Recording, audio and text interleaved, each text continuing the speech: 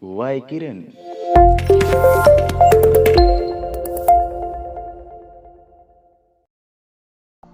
English Class 7 Lesson number 5 The Daffodils by William Wordsworth. Look at the picture, children. Here we can see a wonderful garden with lovely colorful flowers like rose, lily, sunflower, pansy, marigold, and many more. So, relating to one such flower, we will read a beautiful poem today. The name of the poem is The Daffodils, written by the nature loving poet William Wordsworth. Here, the poet William Wordsworth describes the flower as the beauty of nature, which makes a person happy. He also describes his mental journey in nature, where he remembers the daffodils that gives him joy when he is alone.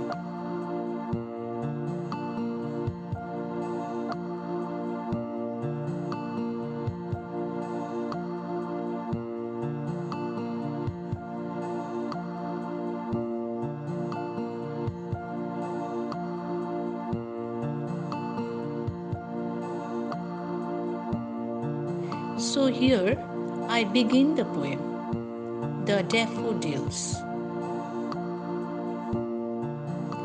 I wandered lonely as a cloud that floats on high o'er hills and hills, when all at once I saw a crowd, a host of golden daffodils, beside the lake beneath the trees, fluttering and dancing in the breeze. In these above lines, the poet William Wordsworth compared himself with a cloud.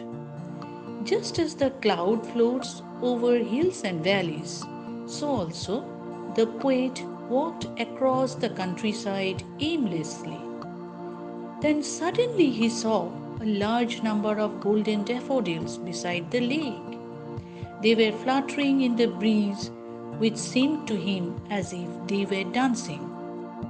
Continuous as the stars that shine and twinkle on the Milky Way, they stretched in never-ending line along the margin of a bay. 10,000 saw I at a glance, tossing their heads in sprightly dance. Here, the poet compared the flowers to the stars. Just like the stars, the golden daffodils were twinkling as they were fluttering in the breeze. The poet said that the daffodils were stretched in a continuous line along the coast. At a time, he saw 10,000 daffodils, which were tossing their heads as if they were dancing happily. The waves beside them danced, but they outdid the sparkling waves in glee. A poet could not but be gay in such a jocund company. I gazed and gazed, but little thought what wealth the show to me had brought. Here, the poet says that the waves also danced beside the lake, but they were no match to the dancing daffodils. The sight of the daffodils was so beautiful that it was the ultimate source of happiness for the poet. So he kept on looking at the daffodils as if it had brought him wealth, that is, the wealth of joy and happiness for him. For oft, when on my couch I lie, in vacant or in pensive mood, they flash upon that inward eye which is the bliss of solitude, and then my heart with pleasure fills and dances with the daffodils. In this final stanza, the poet says that whenever he lies on his bed sadly, the sight of the daffodils flashes in his mind, and makes him happy in his loneliness. The sight of the daffodils removes all his sorrows and worries and makes him happy. And it seems as if his heart also dances with the daffodils. So, children, having read the poem, we will now see the meaning of some words from this poem. Wander, to walk somewhere aimlessly. Vales, a valley. Glee, a feeling of happiness. Gaze, look. Couch, a long seat for sitting or lying on. Solitude, the state of being alone. Let us now discuss some of the answers of the following questions. Number 1. What did the poet see while wandering alone?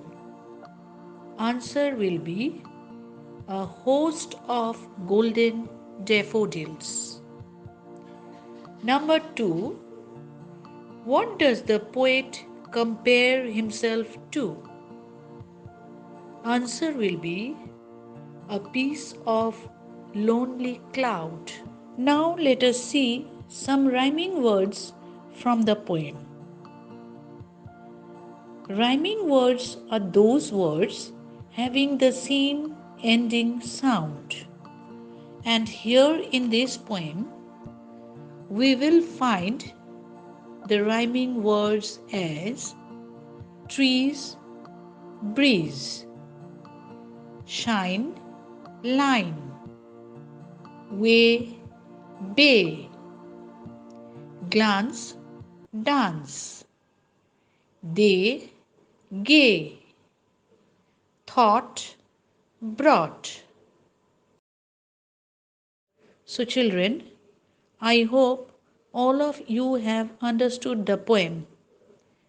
And with this, I conclude it. Thank you.